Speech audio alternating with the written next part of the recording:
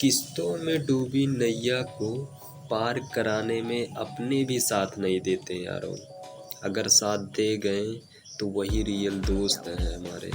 Hi guys, कैसे हैं आप सभी लोग। आशा करता हूँ कि आप सभी लोग अच्छे होंगे। मैं आप सभी लोगों के लिए एक छोटी सी स्टोरी लेकर आया हूँ।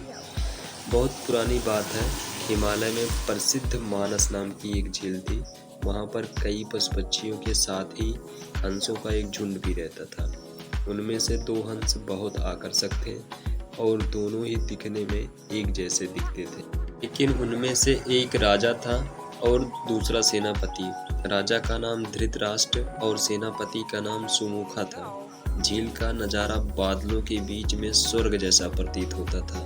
उन समय झील और उनमें रहने वाले हंसों की प्रसिद्धि वहां आने वाले पर्यटकों के साथ देश विदेश में फैल गई थी।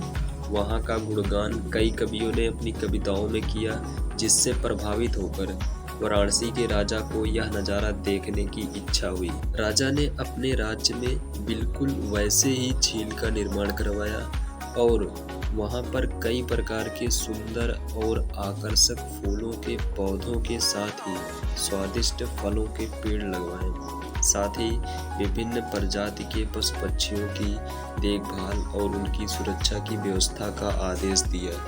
वाराणसी का यह सरोवर भी स्वर्ग जैसा सुंदर था, लेकिन राजा के मन में अभी उन दो हंसों को देखने की इच्छा थी जो मानस सरोवर में रहते थे। एक दिन मानस सरोवर के अन्य हंसों ने राजा के सामने वाराणसी के सरोवर जाने की इच्छा प्रकट की, लेकिन हंसों का राजा समझदार था। वह जानता था कि अगर वो वहां गए तो राजा उन्हें पकड़ लेगा। उसने सभी हंसों को वाराणसी जाने से मना किया, लेकिन वो नहीं माने। तब राजा बेबस होकर सेनापति के साथ और सभी हंसों के साथ वाराणसी की ओर चल पड़े।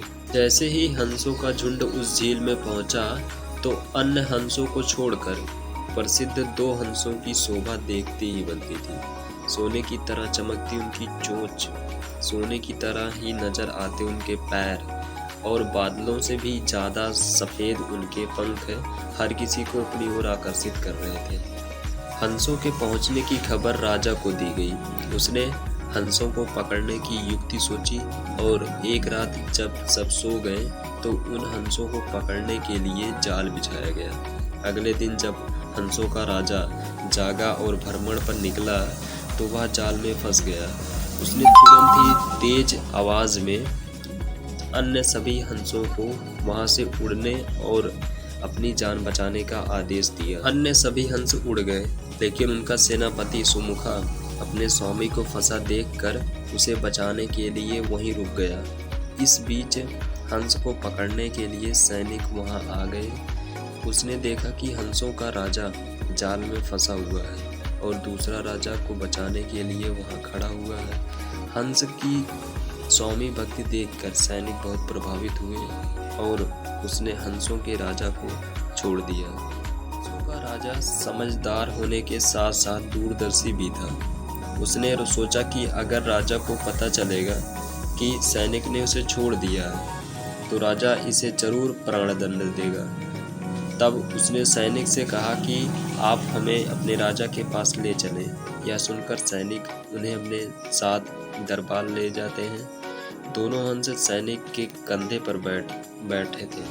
हंसों को सैनिक के कंधे पर बैठा देखकर हर कोई सोच में पड़ गया। राजा ने इस बात का रहस्य पूछा तो सैनिक ने सारी बात सच सच बता दी। सैनिक की बात सुनकर राजा के साथ ही सारा दरबार उनके साहस और सेनापति की स्वामी भक्ति पर हैरान रह गया और सभी के मन में उनके लिए प्रेम जाग उठा।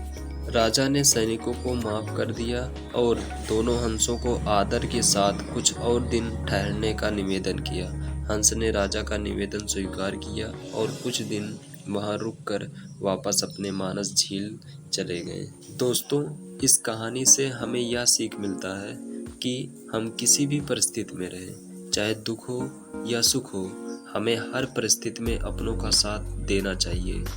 दोस्तों, इस कहानी से आपको क्या सीखने को मिला कमेंट सेक्शन में ज़रूर बताइएगा और हमारे चैनल को सब्सक्राइब करें।